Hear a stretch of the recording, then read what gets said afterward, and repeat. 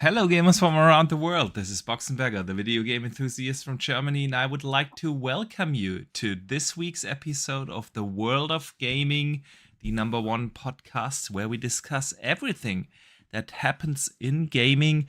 And Dutch, we took a break the Yeah, last week, plural, and so I'm excited to be back this week. We've got some interesting stuff to talk about. But before we do that, I want to welcome this amazing community. A big welcome to everyone who is watching here live on YouTube. A big welcome to everyone who listens after the fact, either here on YouTube or on Spotify, Apple Podcast, wherever you're listening. A big welcome to you guys as well. And Dutch, my man, how are you doing today? yeah, I'm not bad. I'm not bad. I am just just work. Just work is pretty much all I've been doing. Work, gym, and I haven't really been in the gaming bug recently. Shout out to Stu, who very, very, very kindly gifted me a copy of Final Fantasy 16 the other day. Oh, nice. So that was nice, but I still haven't had the chance to jump on and play it because I just haven't been in the headspace to play it recently with just for work and things. So, but I will get around to it because I love Final Fantasy 16. So I'm going to be loving playing it again on Xbox. Final Fantasy Obviously, 16 was super. Just got to get past that big opening section that's just mostly movie and get to the actual gameplay, and then I'll be good. Yeah. I mean, you've played the game before. I loved it. I really enjoyed 16. It wasn't like a typical Final Fantasy. It was very much action oriented, right? But it very much so. Had a fun combat system, a great story, and some epic set pieces and boss fights. So definitely worth a playthrough, man. Definitely worth a playthrough. Yeah, absolutely. And I've got to convince Stu to get it for himself as well after kindly gifting it to me. So, Stu, absolutely. I know you're in the chat now. Thanks again. But you need to buy it for yourself and play it. Indeed. All right. So today, Dutch, we have plenty of talk about not just standard news, but a lot of actual news about games, which is why we love this hobby, right? So I'm looking forward to that, man. Again, a big welcome to everyone who listens here today. Say hi in the chat. And before we get into some news, Dutch, we always need to talk about the most important thing in gaming, and that are the games that we are playing. So, guys, in the chat, let us know what you guys have been playing, and Dutch, what kept you busy over the last weeks. Yeah, like I say, I haven't really been gaming that much, but I am thankful for having a nice fancy Switch. Because in the tiny moments that I do have little urges to play on anything, I just jump on the Switch for a little bit, and I've been playing Pokemon. That's pretty much it. Oh, how's it running on the For Switch? all of them, I've been playing it running butter smooth. It's like a brand new Scarlet specifically on the Switch 2 is like a brand new game. It is. It's one of those. Obviously, when we mentioned when Cyberpunk released and Cyberpunk had all the technical issues, and then you compare it to the Cyberpunk of now, and everyone says that's how Cyberpunk should have released, and it wouldn't have had anywhere near the kickback that it did when it launched. Absolutely. Same applies to Scarlet. Like on the Switch 2, it runs exactly how it's meant to, but also it's like other aspects of it, like the amount of wild Pokemon on screen.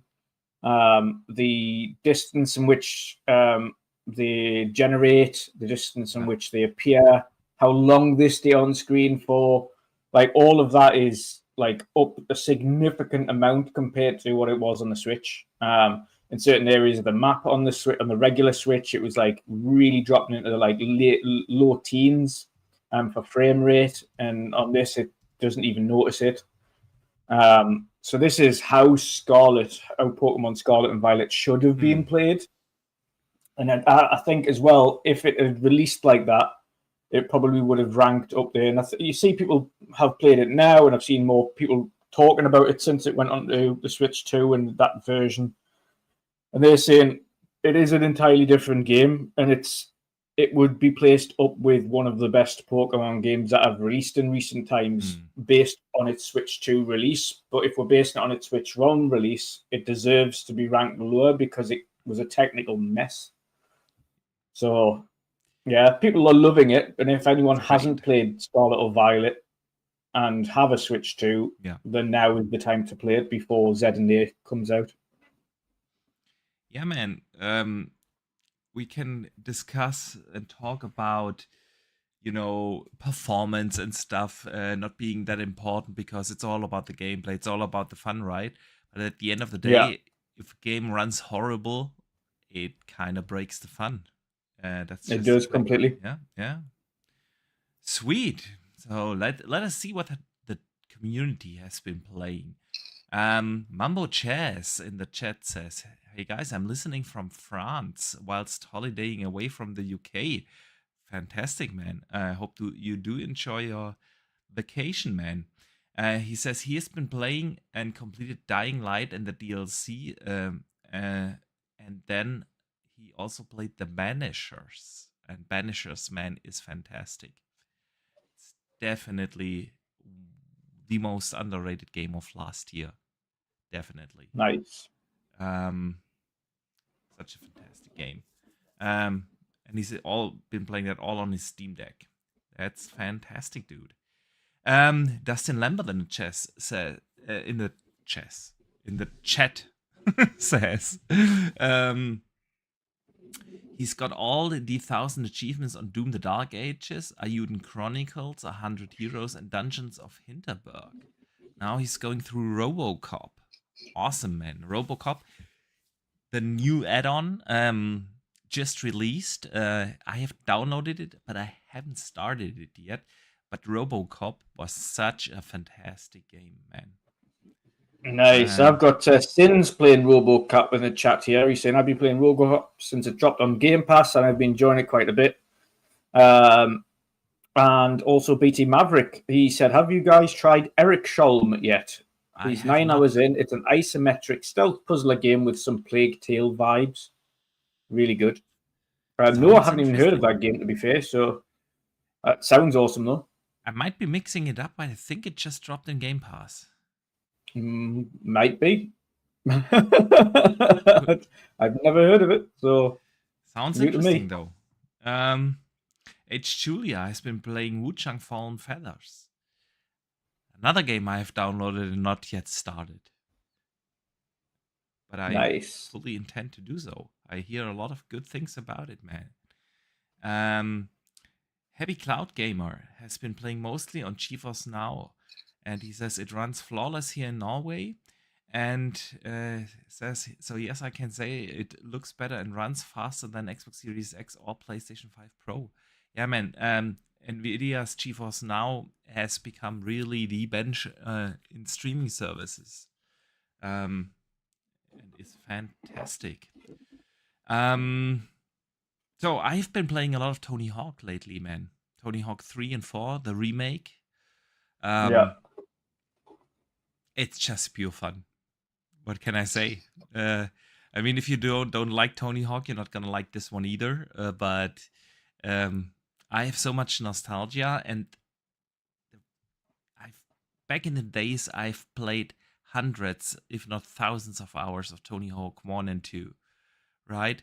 And when a couple of years ago, the remake for Tony Hawk 1 and 2 came out, I also played that very intensively. And back in the days, I played 3, not as excessively.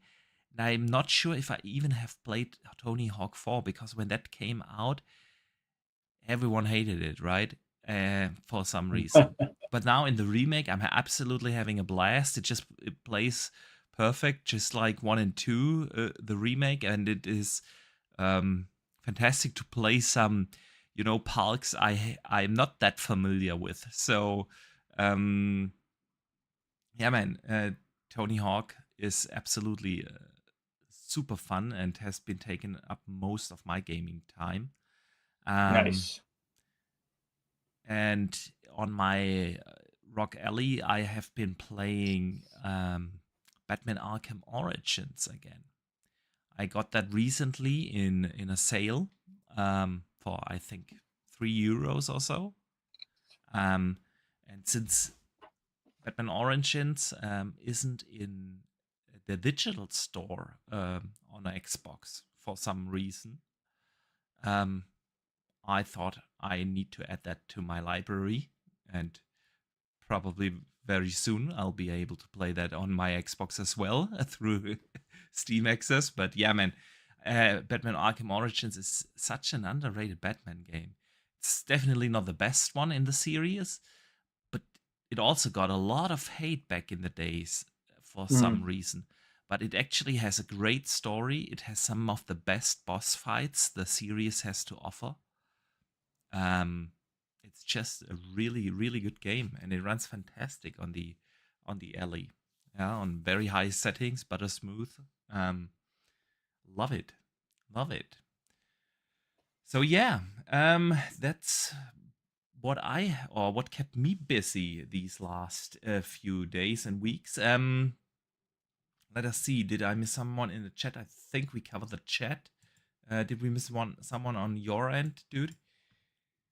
Yeah, I think it's everyone covered on my end as well.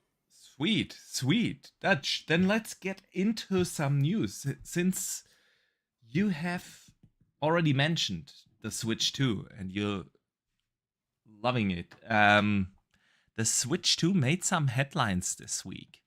It took the ground and is the most successful console launch ever in the United States. It sold 1.6 million units in just a month, right? 82% of the Switch 2 owners also bought, of course, Mario Kart World. Super successful console, best launch ever. And that with little to none marketing. Yeah. Right? Yeah. Very unusual for Nintendo, I would say. Usually, at least, I'm not sure how it is in the UK, but in Germany, they usually do pretty big marketing campaigns. The only thing that I've seen for the Switch, actually, I tell a lie, we haven't seen big marketing campaigns as such, but there is lots of adverts on the TV. So there's lots of regular Switch adverts that have Mario Kart on, and obviously, most recently, you've had the Donkey Kong Bonanza adverts all over the place. Right. I've seen it once in TV. Predominantly. But that's about it. I've seen one ad, not for Donkey Kong, but for the Switch, at least that I can remember from the top of my head. So yeah, it at least to me sometimes is a very subjective thing, you know. But for Nintendo, who usually run pretty big ad campaigns, I have seen little to none, no billboards, no nothing about the Switch 2, but it is also here in Germany very, very successful. And that with, well, at least in the hardcore bubble that we are in, right? Pretty critically received console launch. Everyone was complaining about game prices. Everyone was complaining, oh, it's just a minor upgrade from the original Switch, and it's nothing new. And it's. I think everyone tried to attack the screen as well, and then that faded very quickly. But apparently, it really doesn't hurt Nintendo in any way, shape, or form. Nope. Dustin in the chat says he still can't find the Switch in any store in a 100-mile radius of where he lives. Crazy. I can't say that. I see them all over the place. Lots. Yeah, there's a lot of them. Yeah. There's actually a new bundle. A new bundle was announced as well, obviously because they had the Pokemon event the other day. Yeah. And the new bundle was announced for Switch 2 plus Pokemon ZA for when it releases. Yeah. So there's going to be the Pokemon bundle. There's no doubt there's going to be a form of limited edition Pokemon Switch at some point. Oh, for sure. And then and then when a new Mario releases, there'll be a limited edition Mario one. When a new Zelda releases, there'll be a limited edition Zelda one. You know how it works, and you know how they work. But yeah, it's. I mean, I don't know many people with the Switch 2. I know one lad at work has also just got a Switch 2, and he's loving it. Like I say, I'm glad I've got a handheld as well for just being able to chill out when I'm not really in the head frame to dig into a big game. Handheld gaming is so relaxing. It's not just for on the go. It is just so convenient to lay down in bed or. Yeah, I've been doing a lot of outside gaming a quick lately. hour or a quick half an hour here and there, and 30 minutes, an hour, just in my backyard, chilling out. It's handheld gaming is so fantastic, dude. So yeah, man, great success, and obviously the Switch 2 taps so heavily into the casual market that just doesn't care about the conversations our hardcore gaming bubble sometimes has, about the screen or the same saying thing. That, we have to give them a shout out though. We said the other week when we saw the Donkey Kong Bonanza reviews, and in fact, even this was before the reviews came out. We saw the original kind of event, the showcase event, showcasing what it looked like and things, and game looked absolutely fantastic. It's by the same team that did Super Mario World. Super Mario. What was the newest one on the one that you Mario loved? Odyssey? Odyssey, yes. It was done by the Odyssey team, and obviously it came out with critical acclaim. It's in the 90s, and everybody who's played it has said it's almost a masterpiece. It's fantastic. It's like hats off to the Odyssey team again. So, yep, smash it out the park. I haven't got it yet, but I will be getting it. It's definitely, again, I've mentioned, as soon as I seen this, the full gameplay breakdown of it, I was like, I have to play that. Then obviously we've got Metroid coming out at some point this year, and then Pokemon. So I'm all good. I'm all good on the Switch front. Yeah, so awesome. Plenty to play. I'm still gonna hold off for a while. I fully intend to buy the Xbox Rock Alley this year, and just don't have the funding this year for new handhelds, right? And by the way, tapping into that, BTS Maverick in the chat says some cool new specs on the MSI Claw A8 and Lenovo 2. Yeah, man, I've seen that. They're also packing the Z2 Extreme from AMD, right? The AI version. Also, some beefy prices. Could be a hint where the Rock LEX is going to land, because we are still waiting for the official price review there, right? So, yeah, man. Handheld gaming. When do you think we will learn about there's got to be something. Gamescom. You think Gamescom is the place where they reveal the Rock LEX? Yeah. What else they got to tell? What else they got to talk about? Great point. I mean, Gamescom usually isn't the place for big announcements, Yeah, but I think just a price tag on something that's already been announced isn't a big announcement. Yeah. I mean, I expect the thing to be there, right? It'll be at the Xbox booth. People will be able to play it. I think they won't make a big deal about it. I think they'll just say, this is the official release date and this is what the price is going to be. They'll have like one of those sit-down talks with Phil Spencer or one of the hardware team or something like that, and they'll break into a new trailer about it, and then they'll release the price and the thing. I just don't think they'll make a big deal about it. I think they'll just say this is what the price is and this is when it's releasing. Okay. Could be. I'm honestly thinking they will wait as long as possible. Because there's just so much going on in the world right now, right? There are the tariff discussions.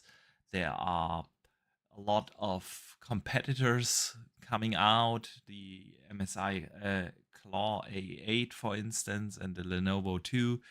And they'll wait and see where do they land with their price tag, how they are they performing. I'm just thinking they're gonna be holding off with the price reveal for a while. It's gonna be September, maybe Nah. even October.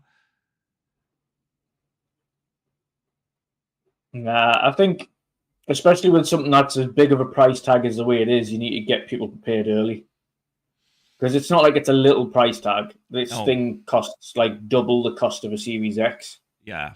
So you need to be telling people what the price is. So if they are interested in it, they can save or they can put money aside. Because not everybody's got, like, the vast majority of the time, if you tell someone the release price for a console, for instance, they've got at least 2 months heads up. Okay, it's going to release for this month. And then they'll be like, right, great, I can pre-order it. And then at least I can get a couple of months worth to get this money together for like 500 if people who don't have the money for it. But for 800 and people who are interested, that's a lot of money to just jump out. If it's only in going the to space be of a month or 800, so. I'm thinking more on like 900 to 1,000. Well, probably. It could be 900, could still be 800, we'll see. But it's a big price chunk regardless. So I think the bigger the heads up, the better for their sales. Because people will need to start thinking about how to afford that, especially on the build up to Christmas. Yeah. It's a big chunk of money. It is. It absolutely is. Yeah, let's wait and see. I mean, Gamescom isn't too far off, right? Another month. Yeah. I'll be in Denmark whilst Gamescom is happening this year. I've been hearing as well, the costs of the hotels have went up again. Yeah, dude. Significantly. I heard from one who said ended up paying $250 a night. Yeah. A night. Jesus. Crazy. It's really, really crazy. All right, Dutch. Gamescom. I keep getting emails from them though, trying to entice me to come. Yeah. Same here. But they won't let you in on the press and influencer day anymore. No. Unless you have at least 100,000 subs. Yeah, and even then, pretty far off. Xbox tester Maurice, he was originally rejected, and then eventually he's now going. But he was originally rejected for it, even though he's got 100,000 one channel, and maybe he's a combination of about 20,000 on a couple of other channels. Yeah. So obviously he's got Xbox tester, PlayStation tester, Nintendo tester. So he's got like a multitude of channels as well as Xbox tester that are well over 100,000, and they still said no to him originally. Yeah, it became ridiculous with Gamescom. Yeah. So yeah, I'm on. I just think it went the wrong way around, because we remember when we went, the problem that we had when we went into the press/influencer day was that it was full of cosplay people. Yeah, true. And not podcasters, not YouTubers, not people who actually do any form of gaming content, just cosplayers. Yeah, just cosplayers, and a lot of them. Yeah, really, I would just say no cosplayers. Like, you can apply for a cosplay thing, which is a different day entirely, but you shouldn't. Cosplayers bring no brand awareness. Yeah, exactly. To other random things that are being announced, like they don't do gameplay tests, they don't do interviews. For cosplayers, it's all about the cosplay. It was just ridiculous, and it was just crammed full of them, and it was like crammed full of cosplayers, like not press. Yeah, true that. Very true. Dutch, let's move on from Gamescom. Let's talk about Battlefield. The reveal trailer dropped earlier today. Yeah. There will be a multiplayer reveal on July 31st. Right? Yeah. And the release date has also leaked for early October, which is still not confirmed officially, but pretty much in line. So, what did you think, man, about Battlefield 6 and the reveal? Yeah, I'm going to put this in the nicest way possible I can for anything to do with EA.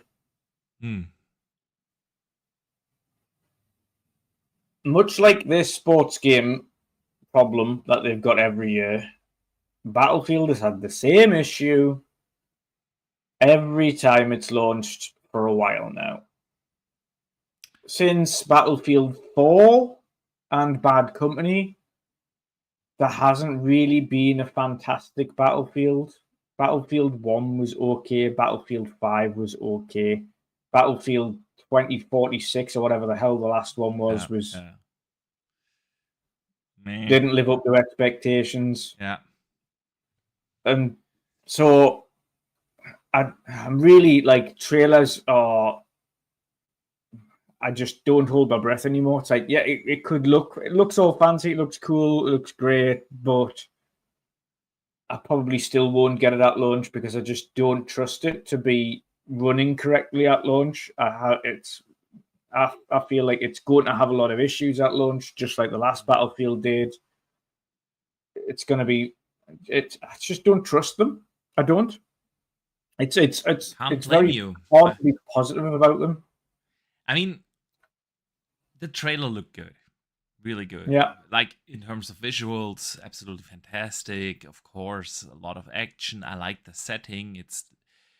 I don't like these fancy sci-fi settings in these kind of games. When Call of Duty or Battlefield or so, like you said, the last one who did 2040 something. It's modern day. It's fast paced. It looks fantastic. I do like that. I could end up enjoying the campaign. Absolutely. But am I getting the game for what is rumored to be the 80 price point, right? Just to play the campaign for 5-6, with good luck 7 hours, right? Probably not. And do I trust them in terms of the multiplayer? I mean, let's see. We will get the reveal in a week. The multiplayer reveal, but they need to do something special with that. And it's not to say the multiplayer isn't. Yeah, it's not to say the multiplayer isn't fun. That's never been the problem with Battlefield. It's just that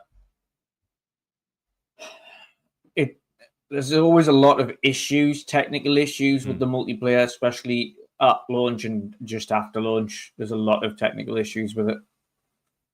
We found that out a lot of times, which is why people jumped off 2046 for a long time, and it took them years to get people back. And even now, I don't see really anyone playing the game. No, the game has died many years ago. I mean, on the good side it's been a while, right? Yeah. When was that? 4 years, 5 years ago? So it's been a while since the last Battlefield. I give them that. They seem pretty confident about it, right? I just hope that, because we have heard so many internal expectations, right, on what the game needs to do. They expect an insane and absolutely unrealistic player count, right? The revenue targets are super high, and it's just nuts from EA to assume that Battlefield 6 will be able to live up to that, right? 100 million players is 100 just million not players. Feasible. Nope. Not in the slightest. Not even close. Not even close. Not in this day and age. With them, you'll be lucky if they get even 1/5 of that. Yeah, I mean, even 20 million would honestly surprise me. Not because I think the game is going to be bad, but just look at the market environment, right? They launch back to back with Call of Duty again, right? We have all these games as a service titles in the year 2025. and most of them being in the shooter space, right? Where should the 100 million players come from? It's ridiculous to expect something like that. So yeah, let's see. I did like the trailer though. Looked like a fun campaign, but then if you're just going to play it for the campaign with not much interest in the multiplayer or the multiplayer being broken, am I going to buy it day one full price? Probably not. It's gonna end up 3 to 6 months later in Game Pass through EA anyway, right? So yeah, not really sure about Battlefield 6. But let's wait and see. Maybe the multiplayer will surprise us. It's not to say I won't play it at some point. It's just I refuse to be drawn into these games again. True that. All right, Dutch. By the way, talking of price points, and yes, I was going to jump on that. So, Outer Worlds 2. Yes. Microsoft, in case anyone missed the news, right? Yeah. Earlier this year, Microsoft announced that they are shifting the price tag from $70 to 80 to $80 price point, and Outer Worlds 2 being the first one to receive that €80 price tag, and they dialed back on that, right? Made some statements like, paraphrasing now, this isn't the time and place to do it now. They've heard the feedback and blah blah blah. But yeah, so Outer Worlds is back at 70, and all their other first-party games for at least this year as well. So Dutch, what are your thoughts on this, man? I think it's probably too little too late for Outer Worlds 2. I think a lot of it's down to the fact that the pre-orders probably weren't doing too great at 80. But we all said when it was announced at 80 that the original game, no matter what they did to the second game, would never have justified the price tag anyway. The original game wasn't AAA, it was AA. It isn't a full-fledged RPG. Outer Worlds 2 still isn't a full-fledged RPG. Much like Avowed, that wasn't a full-fledged RPG. What would you call it then? It took me at least 40 hours to beat the game. It was... Yeah, but like big RPGs, Witchers, etc. Yeah. Bigger actual RPGs. Yeah, okay. Like Kingdom Come Deliverance, massive game. Witcher, massive. Cyberpunk, massive. Like, these games are like 70, 80, 100, 200 hours. Like, and then you've got Avowed and Outer Worlds that are 30, 40 hours. 60 if you're doing everything. Maybe 70 at a push if you're doing everything, and that means like completely maximizing the game for everything it's got. I think I put 70 hours into Avowed and I did pretty much everything. I was missing a couple of little achievements that require you to do a couple of little bits and bobs here throughout the story that I missed. But it wasn't anything too wild. Like I could really go back and do the alternate options, and I would have got the opposite achievements to what I needed. But either way,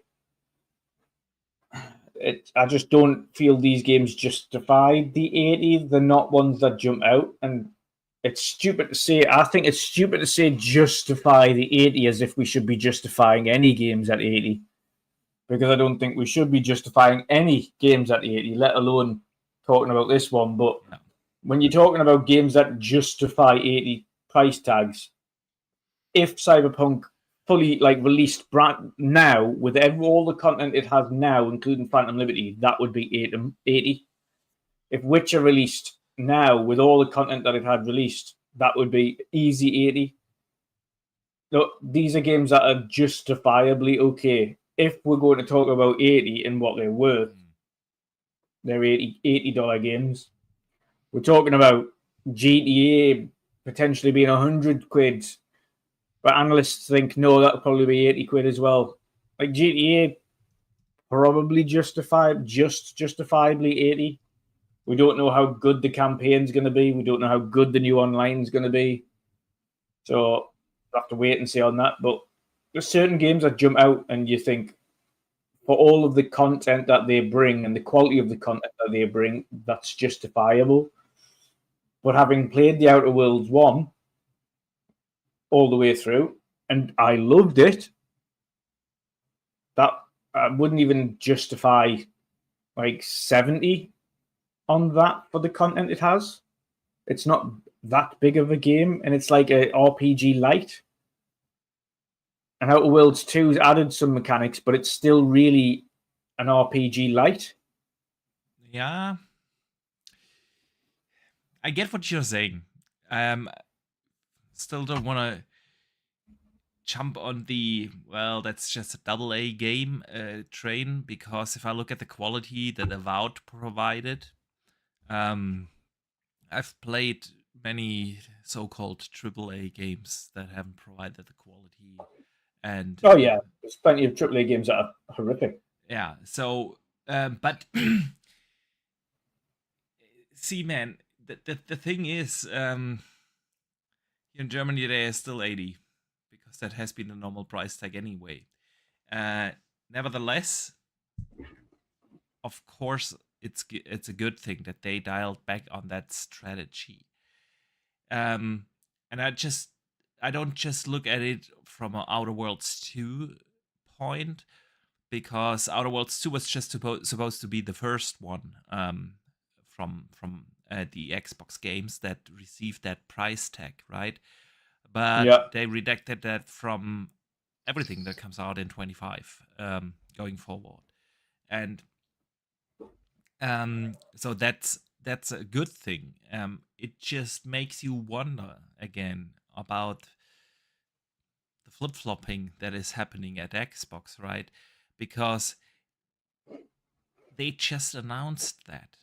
It's not like, okay, that has been the plan for 5 years now to increase the game prices in 25 or something like that. They just announced that a few weeks or months ago. Now to backtrack again on that thing, and it makes you wonder who plans these things at Xbox. What's up with their communication and their strategy, or do they even have one? And that is really the first thing that came to my mind. Of course, I'm happy. I'm happy for everyone who wants to buy the game. I'm just gonna play it anyway through Game Pass, right? So it wouldn't have really affected me in any way, shape, or form that they increased the game prices. But when I look at this on the bigger scale, on the bigger picture, could it be right that the games industry realized, hey, 80 price tag in the year 2025, where people, one of the biggest problems in the gaming industry is that people have so many awesome free to play games, where gaming just became generally cheaper through subscription services like Game Pass, right? Where the competition is bigger than ever before, not just with free-to-play games, where we have a release of a big AAA game like twice a month at least, right? And you're not just fighting for the money of your customers, but also for their time, right? Because who has time to play all those games? And in that kind of market, to increase the game prices, probably not a good idea. But we knew that like a few months ago when they announced the whole thing, and they must have known the same thing as well. Did they really think they can get away with it? And like one of the things you said very early in your train of thought is, have the pre-orders been too low? What has changed their minds in the few weeks since the announcement, right? And you could have seen that coming, that it is not a good idea to put an 80 price tag on Outer Worlds. And why get all the negative press? Because when they announced that, everyone, every media site, every influencer, every YouTuber, every podcaster talked about this in a negative way, right? We had the same discussion on this podcast also. So why, if you could have seen that coming, so why do you do it? Why do you change the strategy so willy-nilly, so quickly, right? I don't know. What do you think? Market feedback. If the market's not there to pick it up when you announce it, you have to bow to the market. Otherwise, you just don't sell the game at all. It's as simple as that. If you set a price tag and the market says nah, there's nothing you can do other than drop the price. Literally nothing you can do to tempt someone to get that game other than drop the price. I want to clarify as well, because Sin was saying I'm not classifying hours played to being an RPG. Are you? No. I'm classifying, when I was classifying an RPG, or would classify an RPG, it would be more in-depth systems to be an RPG. Outer Worlds is RPG light, as is Avowed. It's RPG light. It's not a full in-depth RPG system. But in terms of the hours played thing that I was speaking about, that's more the amount of content and the quality of content that's included in these big games that I mentioned, like Cyberpunk, like Kingdom Come Deliverance, like Witcher 3. The quality and the quantity of content in those games would justify them being the price tag of 80 plus if you release them today. But the likes of Outer Worlds and Avowed, etc., don't have the quantity, quality, or in-depth mechanics to be justified as an $80 RPG. They don't. Yeah, that's it's not like we're fortunate enough to be Xbox Game Pass subscribers, where we don't have to worry about whatever price tag's being set because we get to play them on Game Pass. But if Game Pass did not exist, and we speak about Boxy speaks about the Switch too, and just go, nah, I can't justify it right now because money wise and content wise, there is not enough there for Boxy to justify right now spending $400, $500 on a Switch 2 when he knows in several months' time there's going to be the ROG Xbox Ally, which would be his second and new one, and he'd upgrade his current system, which would give him more content and more quality, which is understandable. And that's what people would do. If Xbox Game Pass did not exist, we have to take that out of this equation entirely at the second to justify spending habits of consumers. And nobody looked at Outer Worlds 2. I mean, Outer Worlds 2, don't get me wrong, it's going to be a fantastic game. But the first one didn't set the world on fire. Yeah. The second one won't set the world on fire, no matter what price tag it's on. So already causing themselves issues by setting the price so high isn't doing them any favors. The game was never going to sell amazingly anyway, and they're not going to do themselves any favors by pricing themselves out of the race entirely. True. So they've just bent to consumerism, which is what I think most companies should do. If they're not willing to do it, and judging by the reaction, they're clearly not willing to do it. They've bent the knee and they've reduced the price to 70 instead of 80. So yeah. we'll see how that affects things going forward. Agree. Some other changes happened at Xbox. Some people might consider it already old news, but we haven't had the chance to talk about this on the podcast before. Microsoft has removed movies and TVs. Yep. Yes, they have. It makes. I mean, the one thing they've said, which is the best thing they could do, is essentially they're no longer selling movies or you still TV have shows. access to the ones you have Everything purchased. you've already bought, no matter what the catalog is, you can still play. You'll still be able to play all of your content. You still have it for as long as the Xbox exists or my Windows Store exists, etc. It is a purchased item, so it is there for you to play on PC and or Xbox because you've purchased it. But they're just not selling them anymore, and I personally think that's because, like, I cannot remember the last time I got it, and I don't know anyone else who purchases. Like, only Wilmy's the only person on the timeline that I've seen that's got like 4,000 purchased things on movies and TV. And I was like, I've never purchased a single thing on movies and TV on Xbox in the entire time I've owned Xbox. Yeah, me neither. Never. And I can't imagine. They've probably looked at movies and TVs and thought, why have we even got an active marketplace? Like, they probably sell maybe in the thousands. Yeah. And that's across all movies and TVs every month. I mean, I think we both agree that that's the reason why they are not continuing with it. It's just taking up resources and space that just takes away. It's when you've got things like Netflix apps and Disney Plus apps and Prime apps and Hulu apps and all that stuff on the Xbox already. What's the point in having a video marketplace? Yeah. What's the point?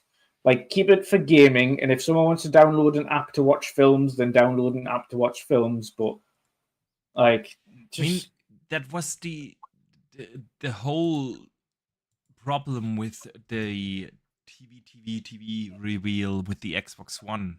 Yeah, right. Yeah, TV.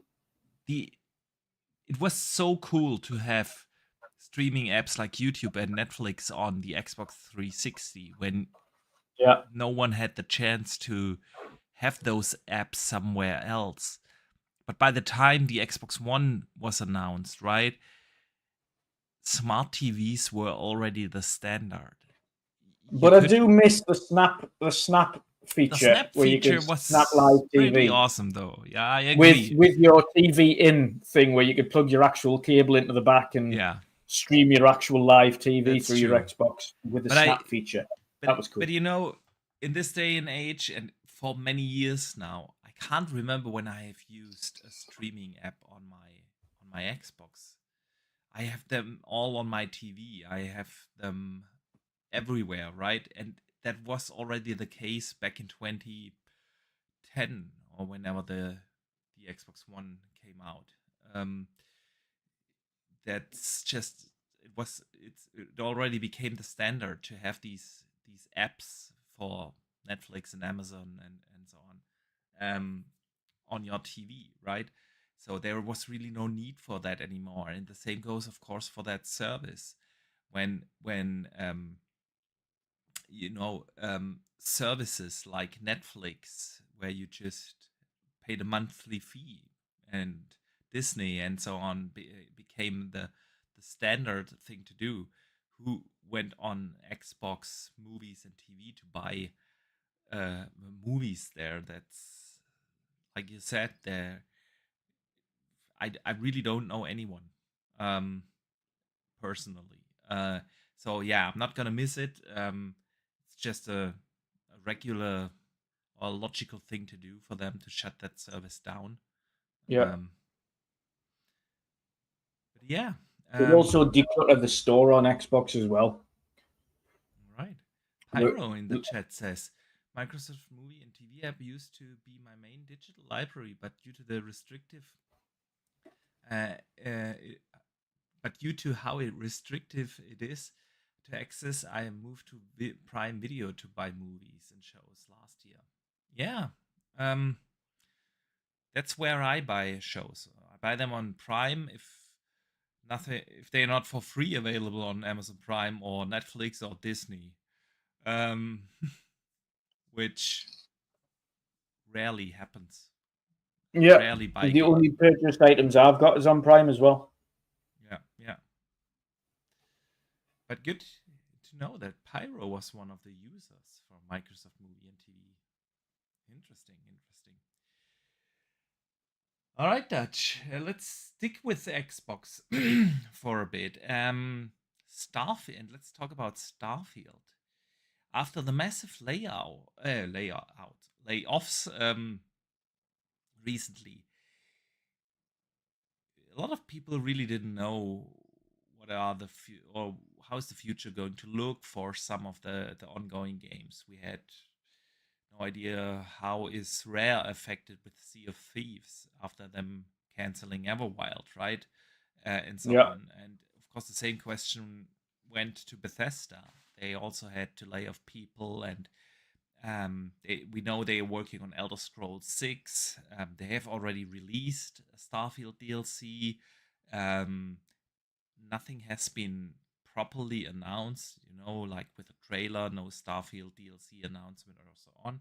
But this week, they came out and confirmed that there is more content coming for Starfield, and we're gonna learn more about it later this year. So my mind automatically, logically went to Gamescom. Even though we said earlier, usually not the place for big announcements, but then is a DLC announcement really big. I could see that making sense to have Starfield at Gamescom playable, the DLC playable in the booth somewhere.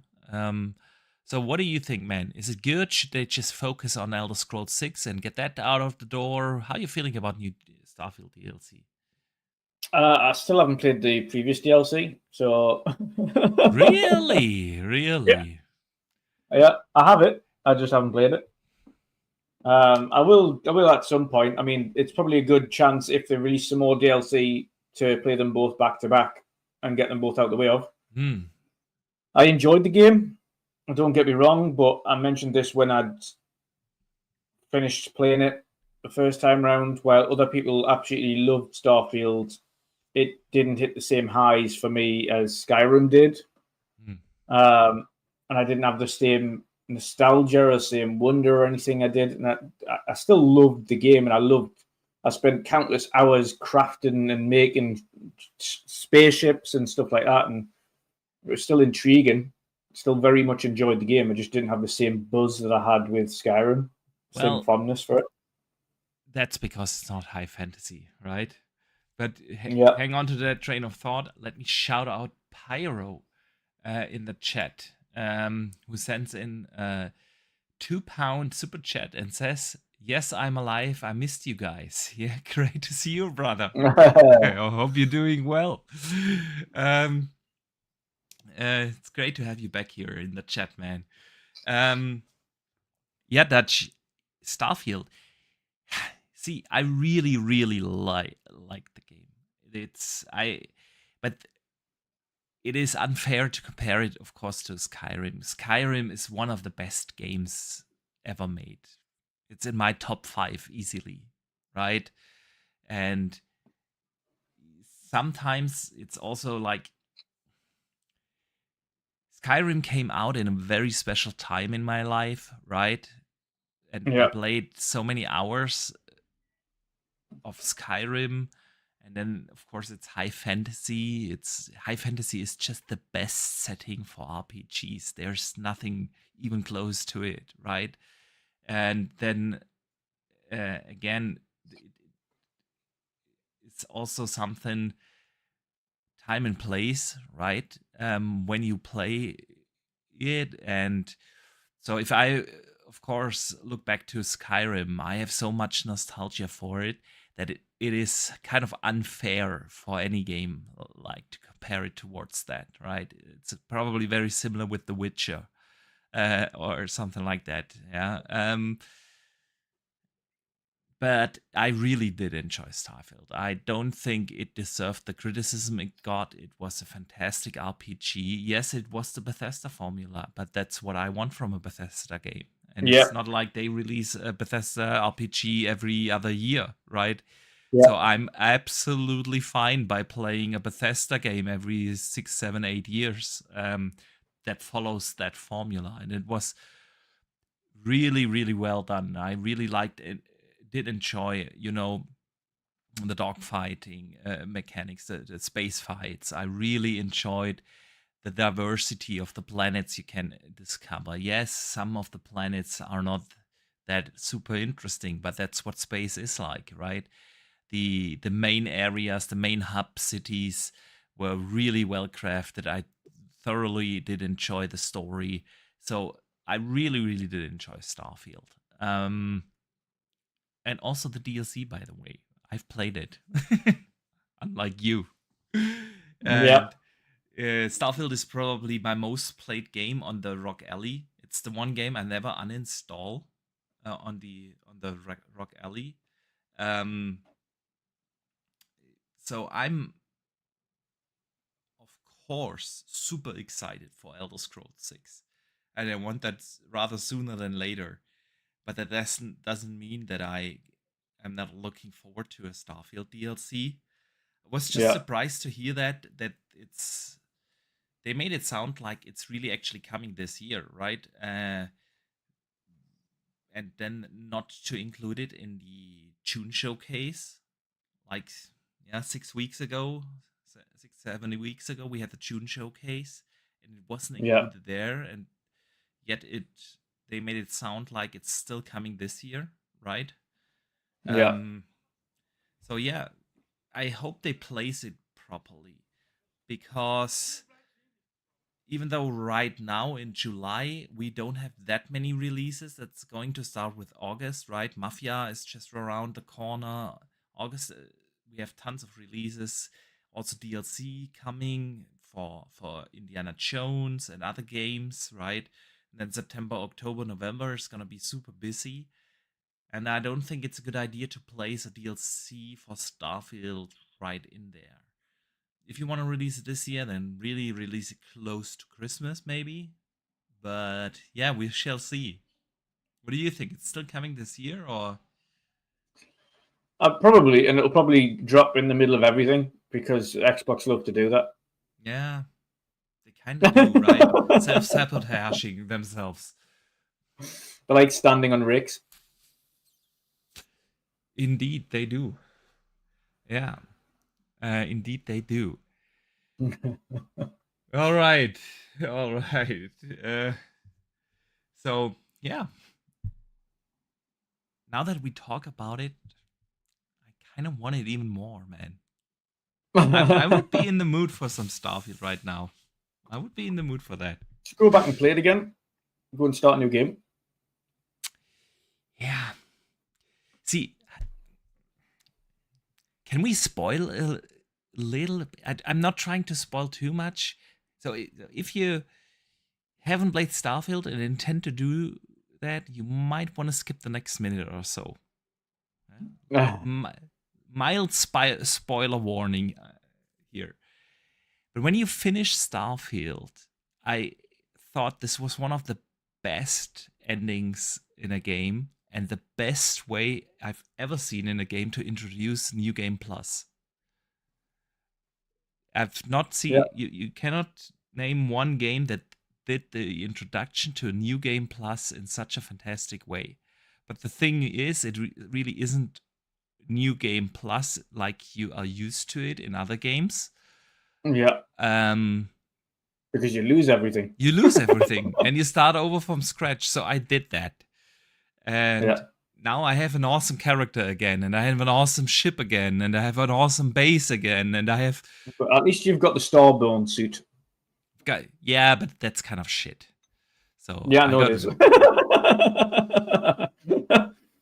So that's my thing, you know, and I don't want to lose that character again by finishing up the main story for a second time. I'm like literally in my second playthrough right before the last mission. I'm never going to start that because I just want to keep everything that I have now. Shout out to Pyro, who's also popped a £2 super chat in mine. Hey Dutch, popped in to hit like button and support. Thank you, Pyro, much appreciated. Absolutely appreciate it. Podcasts these days. Yeah. Appreciate that. I do need to get back to. I honestly do need to get back to streaming at some point. I'm just you do. When work calms down, then I'll get back to doing some game streams and enjoy gaming. But I just haven't had the opportunity to. So yeah, that's real life, dude. Yeah. I mean, you know that, but our listeners don't know that. Same here. Pretty busy lately with work. But man, 3 more weeks and then I'm off for my summer vacation. I can't wait. For that reason, I'm actually debating right now where to buy my games again with me. Because I know Xbox is teasing us with this, play your games wherever you want, but it's still bullshit, you know? Mafia comes out. Mafia comes out. I want to play Mafia. So where do I buy it? Do I buy it on my Xbox? But then when I go on vacation, I can't take it with me on the Rock Alley. Buy it on Steam. If I buy it on Steam, I can't play it on my Xbox when I'm at home. But you can play it on your Rock Alley. Yeah, but do I want to play the entire game on my Alley? When I'm at home, I want to play on you not got the Alley. You not got the dock for the Alley. Yeah, of course. Who doesn't own a dock? They are like $10. Well, there you go. Just dock it to the TV, Xbox controller, bosh. Yeah, but then I need to play it on low settings on the big screen. See, that's the thing. That's the joys of owning an Alley. This whole play your games everywhere thing, and so I'm all up for it. I'm all up for it. But it's just not the reality at the moment. It's just Game Pass games that do support that. It's nothing else. And so, but anyway, yeah. Where do I buy these games from in August? Get them on. It depends. Is Mafia Play Anywhere? No. If that would be the case, I wouldn't need to debate it, right? Maybe it's just wait to see what the Xbox Rock Ally is doing before deciding on. Yeah, but I'm going on vacation in the middle of August. So I'm leaving for Denmark on August 18th. So I need to bring my Ellie with me for the 2.5 weeks I'm going to be spending. Do you have to have a Mafia for that vacation, or can it be another game? It could be another game. Maybe just look at other Play Anywhere titles for that period. Yeah. And then decide on Mafia once Xbox know what they're doing with the handheld. But the good Play Anywhere games that I haven't played yet are yet to come out in September then. That's the thing. You see? New Witcher playthrough it is. I've bought Max Payne 3 for like $2 on Steam lately. Maybe I'm going to replay that. I haven't played Max Payne in a while. Final Fantasy 16's Play Anywhere. Is it? Yeah. But then I have played that already. But you haven't played it on Xbox. It's the same game. You haven't played it on Xbox. Where I play you haven't played it on Xbox. You haven't got those achievements. I don't care for achievements, and you know that. Liar. I absolutely live for achievements. Yeah. Pyro says I just should play through backlog games when on holiday. See, I don't have backlog games. Lies. No. I think I firmly believe that everyone is lying to themselves when they claim to have backlog games. You have definitely bought games in sales that you've yet to play No, You just refuse to say that no, I don't. you haven't played every game you've ever owned. I guarantee it. I have. No. I have. No. Refuse to believe that. I absolutely There's have. absolutely like every time there's a sale and it's like, oh, get this collection for £4. I'm like, oh, I will. And then I get the collection knowing full well that I'm not going to play that entire collection. Hmm. I just wanted I to have can't that say collection that. in my arsenal. I can't say that. I have, like, of course, I have bought games, played them, and didn't enjoy them and stopped playing them. That's something different. Right? But I don't buy a game that I don't intend to play. And I don't, that's why I always say this idea of a backlog. What is that? If you, people play, everyone has their, go to game. Age of Empires, for instance, for me. Hundreds. I think I'm now at almost 1,000 hours in Age, right? So I have and everyone has these games. Everyone, yeah. Um, and when you tell me that you have the time to play 1,000 hours of Age or Fortnite, or I don't know what your go-to game is, right? And at the same time, you have games you haven't played yet in your so-called backlog. That's not a backlog. That is just a list of games you pretend you want to play, but really don't. If you would want to play those games, you would have played them instead of spending an insane amount of hours on a game that is every time you play it the same. And that's the thing.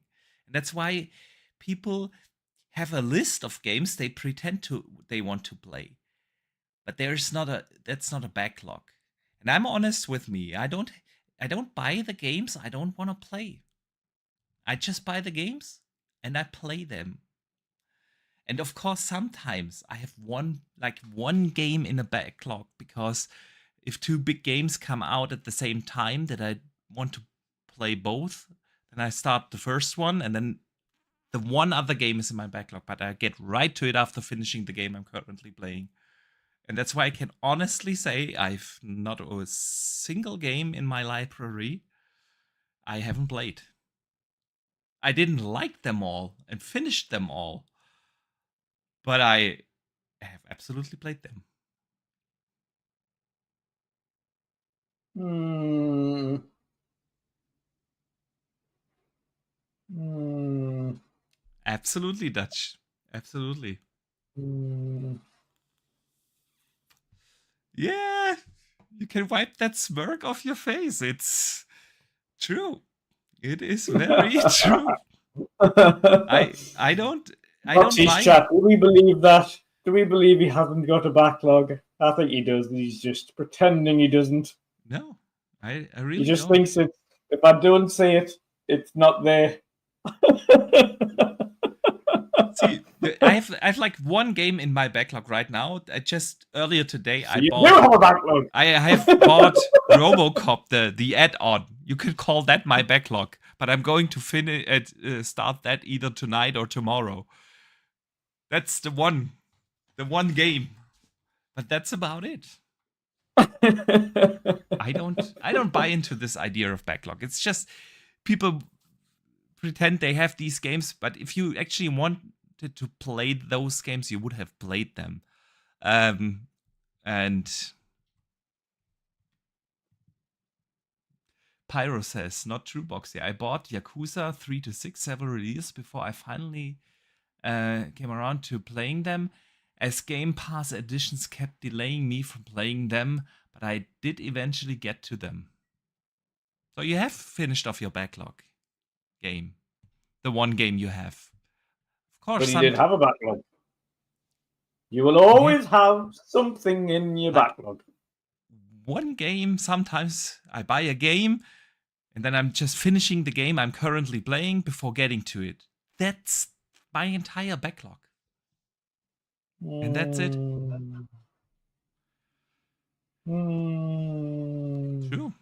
True story. Dutch. Let's move on from the backlog discussion. You can browse through my library. I will unveil Boxy's secret backlog one of these days. You can browse through my library, dude. You will not find a single game I haven't played. Oh, Dutch. All right. Let's stick with Xbox and talk about a rumor. Usually we don't talk too much about some ridiculous rumors, but this week I wanted to bring it up because it's just so stupid how quickly that became headlines with like every major media site. Fable is apparently going to get delayed again out of 26. So the funny thing is this is on Xbox era, but it was a comment by Nick saying he's heard it's getting delayed out of 26 to 27, and then John said it's funny because I've heard the opposite. So, there you go. But they didn't include that. They just included what Nick said. So it's just both of those saying they've heard different things from different sources. So there's no real change to anything right now. It's just rumor. But of course, as you know, with headlines, they just take the one that disparages the particular platform and they run with it without doing any form of digging into it or confirming it. Yeah. So make of that rumor what you will, but I really don't buy I mean, into if they did delay or cancel Fable, I think I'd just lose my shit. Yeah, not going to. I would be like, that's it, I'm done. I'm done. Playground, listen, Playground has been working on Fable for years. 8 years now. It's been 8 years.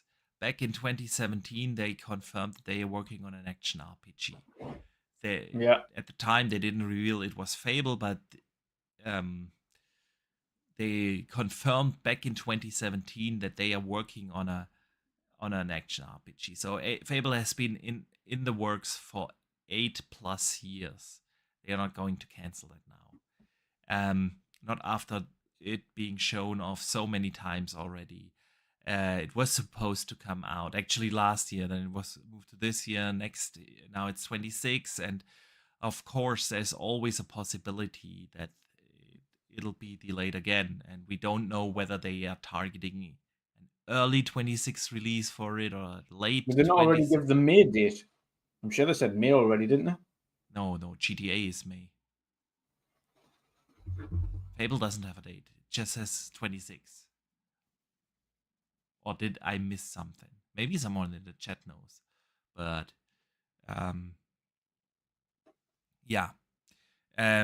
I highly doubt that they are going to delay it again.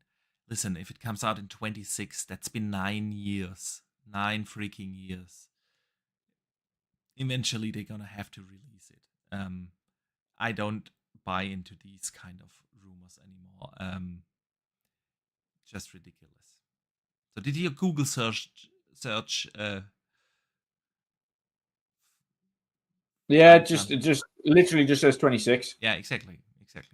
May was GTA. I'm still betting on an early release, like a March or April thing for Fable. Yeah. Honestly, I think we'll get a full-fledged reveal in the developer direct in January, right? And then it'll be out 2-3 months later. It'll have a little distance towards GTA, though. I don't think they want to get close to that. But yeah, Fable, I doubt that they are going to move that again. It already had too many delays. All right. I would hope so. I think they'd shoot themselves in the foot if they delayed one of the biggest games they've got again. Yeah, absolutely. All right. Let's talk about No Rest for the Wicked for a moment. The developers of Ori, Moon Studios, explained this week why the game No Rest for the Wicked might skip Xbox. Simply because for the market situation, right?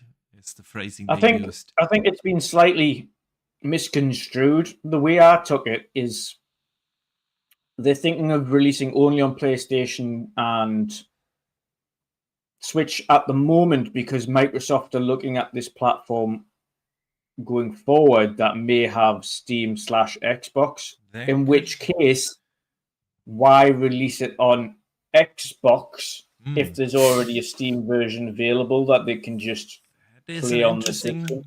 That is an interesting train of thought. It didn't come to my mind. For me, it was Because more like he said we want to see what Xbox is planning to do in that comment train. I mean, we know that the studio is in financial trouble, right? Yeah. And porting a game to a platform costs a lot of money, and yeah, if it's really not necessary, because Xbox players could be playing that in a year or so on the console anyway, through Steam. Why invest the money now into porting it over to a native Xbox version? It's a very interesting train of thought. For me, it was more like the thing. Okay, Xbox just doesn't have the market share like PlayStation does, and we can only afford it for now to port it over. Yeah, that's the way it originally comes across. But if on the full kind of blurb about what the studio owner says, Thomas Miller or whatever his name is, he said he's going to have a conversation with Xbox to see what their plans are, which tells me it's more about plans for the platform. Interesting. And I think he's kind of more referring to the whole Steam Xbox scenario. If that is the case, like you mentioned, why would you waste money porting to specifically Xbox if the game's going to be available on Xbox via Steam? Let me put on some No Rest for the Wicked gameplay, since we are talking about it. Yeah, I mean, it would kind of make sense. Honestly, of course, now that for you say Xbox-specific players who love to achievement hunt, that would be a thing you're not going to get. Yeah. But for a studio, for him, it makes a lot of sense. Why would I look at, especially when Xbox is saying, or at least hinting at the fact that you'll be able to play Steam on Xbox. Why would you, because ports aren't quick, why would you start working on a port where Xbox might release a new platform next year, or even the tail end of next year, going into the year after, that has the ability to play Steam? Absolutely. Honestly, it's a very interesting train of thought. I haven't thought about that yet, but now that you're saying it, I could actually see that idea being picked up by more studios, because of course, if you make Steam games available on Xbox, why would you even do a port? Then on the other hand, I think at the same time, there is really no Xbox OS anymore in the next console. It's gonna be Windows anyway. So that's the whole idea, right? To unify that ecosystem of PC and console with the same operating system, Windows. Yes, with the new Xbox overlay thing. But at its core, it's Windows, and developers will never ever have to do a dedicated console port for Xbox anymore. Every developer is just gonna run the PC version on the console, right? It could be indeed the case that's the idea behind it. I mean, the whole conversation around No Rest for the Wicked is going into a direction that I don't like anyway, because honestly, I bought the game in early access, You can see some gameplay right now, running right now. And I was actually pretty disappointed in the early access version. Not because I didn't like the game, but there was so little content in the early access. And it's been in early access now for, I want to say, 1.5 years or so. And they've honestly not added any meaningful like content. They've added some end game stuff like a pit and stuff like that, but they've only added from the story like Act 1, right? Or better said, the prologue. And and when the story became interesting, they've never continued to add like actual story content to that. Then the whole discussion about the studio more or less begging for people to buy it, when they haven't, like a few months ago, Thomas Mahler, the CEO, came out and was like, please buy our games, our game. And I don't like that. If you want people to buy the game, make the game good and release it and give the people content. But after more than a year in early access, not having any additional meaningful content, is just not good. And it honestly burned me from buying early access games, right? I'm waiting for the full release to give this game another chance, but this whole no rest for the wicked thing is not going in a good direction at the moment. I really don't like the conversations we're having around this game. Yeah. While I really did enjoy the idea of it, it is a Souls-like action RPG, brutally difficult, but also kind of rewarding. I really did enjoy what I've played, but I've only played like after 6, 7, 8 hours or so.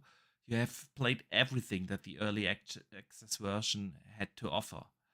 And that's about it. And that's just not good enough and then to come out and beg people to actually buy the game. Yeah. Pyro in the chat says, I still believe the real reason is because Xbox cut ties with Moon Studios after VentureBeat's toxic work environments, with 20 plus former remote devs there. Yeah, we still don't know what happened between Xbox and Moon Studios. Really, there are different stories out there.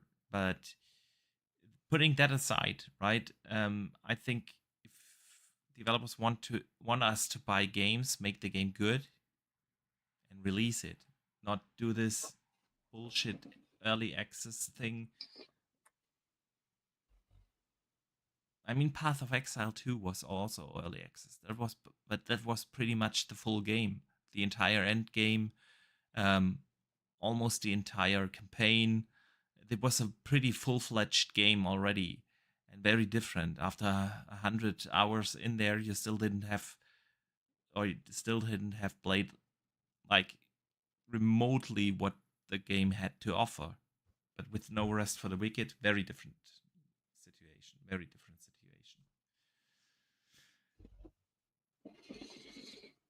Anyway, Dutch. Let us get to the community questions of this week. Yes. We have plenty of them this week. Like every Wednesday, you guys can write in questions or topics you would like us to discuss. We put up posts on X, on Blue Sky, on here on YouTube. No paywall. Everyone can write in. And this week we got a couple of good ones, Dutch. First comes in from Clued. He asks, now that I got the Switch 2, I've double dipped so many games like Yakuza, Cyberpunk, Dragon Ball Z. Do you guys frequently double dip games, or or do you think it's just a waste of money? Play anywhere is the best. Do you double dip on games? Absolutely. I've double, triple, quadruple dipped on every Final Fantasy game that's been released. Yeah. Hogwarts. I thankfully the good thing with Hogwarts is I own it on Xbox, but it's on PS Plus, and I'm playing it there as well. So that's not a double dip per se. But no, I've Minecraft. I own on everything. GTA I own on PC and on Xbox and on Xbox 360. That was like 3 separate purchases. No, I've got so many double dip games.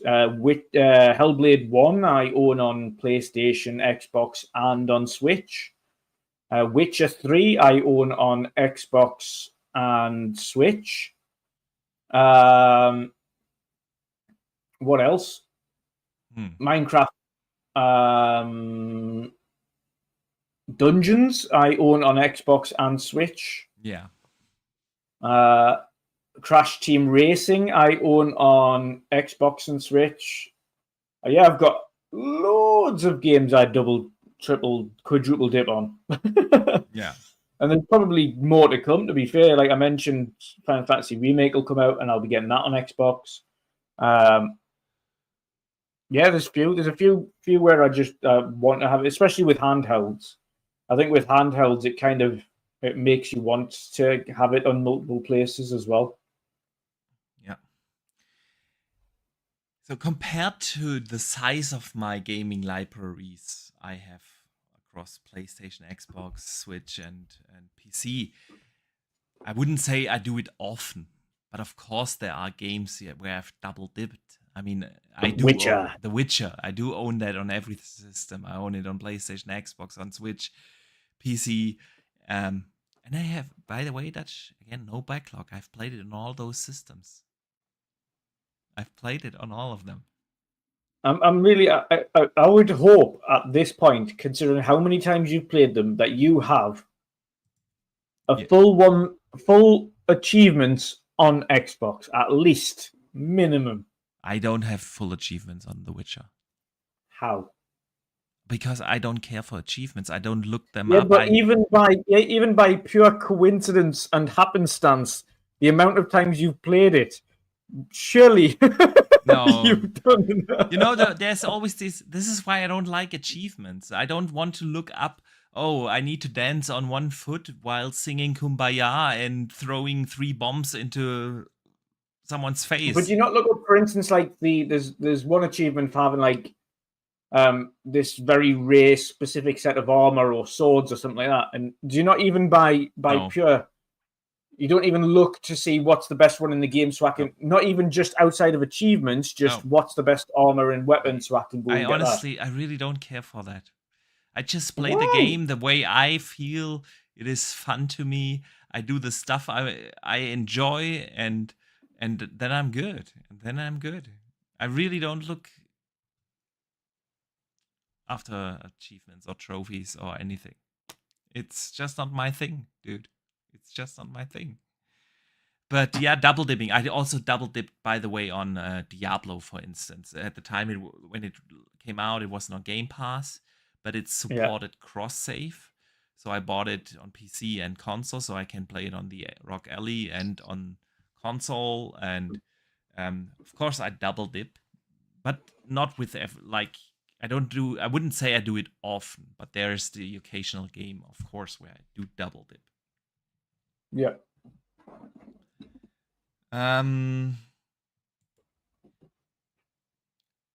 Mambo Jazz writes in, if you both play games whilst on your summer holidays, what has been your most memorable holiday completion ever? For me, no, I do not. I do play games on my vacation, and I used to play games on my vacation, summer vacation, when not having a Rock Alley many years ago. When I'm at home, of course, when I'm somewhere on the beach, I'm not playing games, obviously.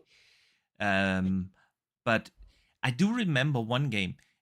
It's funny because we talked about this game earlier. It is a Batman Origins, Arkham Origins. I played that during a summer break, a summer vacation, which is kind of weird because it's this like Christmas setting. The game plays literally on December 23rd, and it's like snowy landscape and everything, it's really not a game you would like think about playing while sun is shining outside, but I did play that and that stuck in my memory to be a summer game for me. Yeah, like I occasionally. So the only time I'll ever play games on holiday is on the flight there and on the flight back. But whilst I'm on holiday, I literally don't touch anything. I'm too busy exploring and whatnot. I used to bring my But before I had the Rock Alley. The Switch was my I also don't handheld have. go-to. I also don't have kids, so Yeah, I don't have to escape anybody. no, it's not like I'm sitting on the beach playing games, but usually, On occasion. especially now with the kids, when they are sleeping in the evening, I'm sitting there and I'm not a big like book guy or something. I just enjoy playing games, dude. That's my. I don't watch a lot of TV or something, so that's why I do play games on my vacation. Archie Sergeant Sentinel writes in and says, Microsoft recently reversed course on the price tagging of Outer Worlds 2. His question is the 80 price point acceptable for AAA games in 25, or is that price point for next gen? I don't think it's. I mean, we talked about this earlier, but I don't think it's a good price tag in 25, and it's also not a good price tag for next gen. I don't think that games should cost that much. Nope. And besides my egotistical way of thinking about not wanting to pay as much for games, I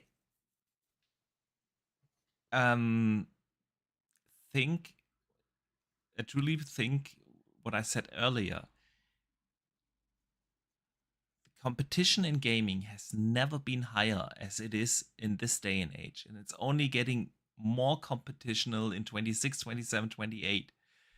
Yeah. With tons of free-to-play games as a service titles, and tons of AAA releases. I mean, Dutch, you're an old guy like me. When I look back at gaming 30 years ago, 20 years ago, we had like 3, 4 AAA games coming out a year. Yeah. And that's about it. We are so spoiled in a year 25 and 26 where we have like 2, 3 major AAA games coming out every month. Yeah. And when there is a month like this month where it's not been like we didn't have a major AAA release in July this year. It already feels like kind of, oh, I'm waiting for something new. You know what I mean? Yeah. We are so spoiled, but the harsh reality is there are more games than people can play coming out every month. And increasing the price tag is not going to help your game, because people will just say, okay, come on, Mafia is going to be $50. I'm just going to play that instead of a Outer Worlds 2 for $80. That's just the harsh reality. So no, I don't think the 80 price tag is good in this year or in any other year or next gen. Yeah, I agree. All right. Then let's answer the question of the big bridge. He says, hey there, Boxy. Yeah, you know what's coming with his questions. He says, hey there, Boxy and Dutch. Have a fun podcast. My question is, you've started a reality dating TV show for video game NPCs. Which NPCs would you imagine as participants? I have no idea. I was looking at that question. It was like a reality dating TV. I have absolutely no idea. I have no idea. Yeah. Throw Senua in there just for Oh. being absolutely mental. Do you really want to date Senua, man? That's it. That's the whole point of a reality TV show, isn't it? You just have to throw in the spanner in the works. Yeah, that's very true. Let's think about this. I mean, Triss from The Witcher comes up. I need to name someone from The Witcher, obviously. Yeah, I mean, all of the girls from The Witcher. Just I mean, go for it. Yennefer's fine too, right? Yeah, Yennefer, Triss, What Senua, about what was her Aloy. name? From Cyberpunk. Cyberpunk. I'm blanking on the name. Oh no, was it Judith or something? Or yeah, something again? like that. Something like that. We could put that in. I mean, the chick from Stellar Blade, right? You gotta spice things up in a. Oh, Judy. And Judy. Judy. Panam. Yeah, Panam. Yeah. Yeah. Panam. 100% Panam. Everyone's Panam. Absolutely. Absolutely, Team Panam. Yeah, Stellar Blade. And if you're gonna go males, then you have to have Geralt. You have who else we're gonna have? We need to have like masculine males then. Marcus Phoenix, right? Marcus Phoenix, yeah. Is he called Ryu from Like a Dragon? Ryu, yeah. That's a tough question, dude. It is. BT Maverick says Snake, Senua, Ratchet, and Mario. Mario would be a funny one, or Luigi. That would be fun. Yeah. Nico from GTA says Siki. Yeah. Yeah. Trevor from GTA would be even funnier. Oh. Mambo Chess says Master Cheeks. Yeah, from the TV show version of Master Cheeks or the game version. Very good point. Very good point. All right. Charles Wilson asks this. Forza Horizon 5 is the best-selling game on PS5 in 2025 on PlayStation 5, I think. What are your thoughts? I mean, it's a fantastic game, well-deserved, right? Yeah, fantastic game, well-deserved. Kind of seen it coming because we all said it was a fantastic and the best open-world racer there is. It would be a very big surprise if it didn't perform well on PlayStation because it's just a fantastic game. Yeah. Yeah. So, and I mean, what else has there been on PlayStation? Racing-wise, it's just GT. That's it. Yeah. That's it. No, but I mean this year. Yeah, there's not much. Not much. Astrobot. That was last year, but that didn't sell well.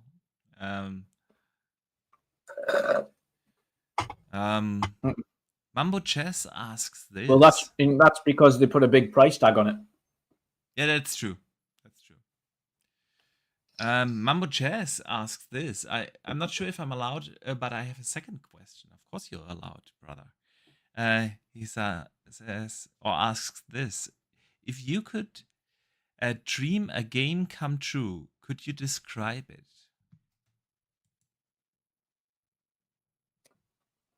Final Fantasy IX remake in the style of Expedition 33. Interesting. I mean, with the announcement of The Witcher 4, I kind of have that game, but I don't want to name that.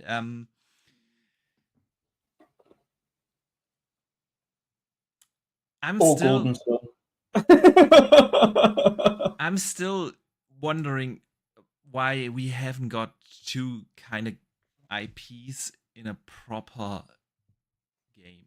Like Game of Thrones, an RPG, massive Skyrim-esque, like massive open world RPG in the world of Game of Thrones. I mean, we had these Game of Thrones games but nothing in the AAA space. It was mobile games. It was indie style AA games on Steam or something, but we never got a proper big Game of Thrones game. And I would love to have like a proper open world action RPG in that world. And the second is, why didn't we get any Mandalorian games, man? This is because they keep getting cancelled. That is also very true. That is also very true. But I would love that, man. That is such a great side storyline in the Star Wars universe, right? Where you could either go like the road of Uncharted like thing in Mandalorian. You could do open world. You could do so many things in Mandalorian, right? That is something I would really like to play someday. All right, Dutch. And with that, we already come to an end of this week's episode of the World of Gaming, man. We are. One last comment here from Pyro. He says he wants an Xbox IP kart racer. Yeah. Yeah. Yeah. Would also be very good. But anyway, we want to come to an end of this week's podcast. Dutch, I want to say a big thank you to our awesome community.